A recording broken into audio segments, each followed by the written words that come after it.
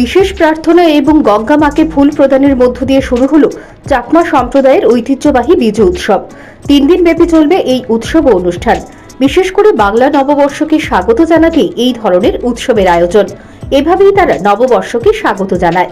শুক্রবার ছিল ফুল বিজু। ফুল বিজু মানে চাকমা সম্প্রদায়ের মানুষরা সকাল সকাল ফুল কুড়িয়ে গঙ্গা ঘাটে অর্পণ করেন। এদিন সকালে রানীর পুকুরে এই অনুষ্ঠানটি হয়। তারপরে একটি র্যালি করে বুদ্ধ মন্দিরে গিয়ে পূজার্চনা ও প্রার্থনা করেন। প্রতি বছর নববর্ষকে স্বাগত জানাতে এবং পুরনো বর্ষকে বিদায় জানাতে এই ধরনের উৎসবে সামিল হন চাকমা সম্প্রদায়ের নাগরিকেরা। এটা আমাদের ট্রেডিশনাল ওই চাকমা সমাজের একটা ট্রেডিশনাল আর কি। বিজুর প্রথম দিনকে বলা হয় ফুল বিজু।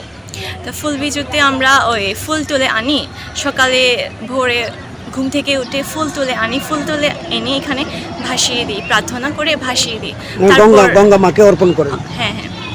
তারপর এখান থেকে রেলি করে আমরা ওই আমাদের ওই যে বৌদ্ধ মন্দির আছে, বৌদ্ধ মন্দিরে গিয়ে ওই মানে প্রার্থনা করে ওইখানে পাঁচজন খাওয়া হয় আর কি। পাঁচজন হচ্ছে আমাদের ট্র্যাডিশনাল চাকমা।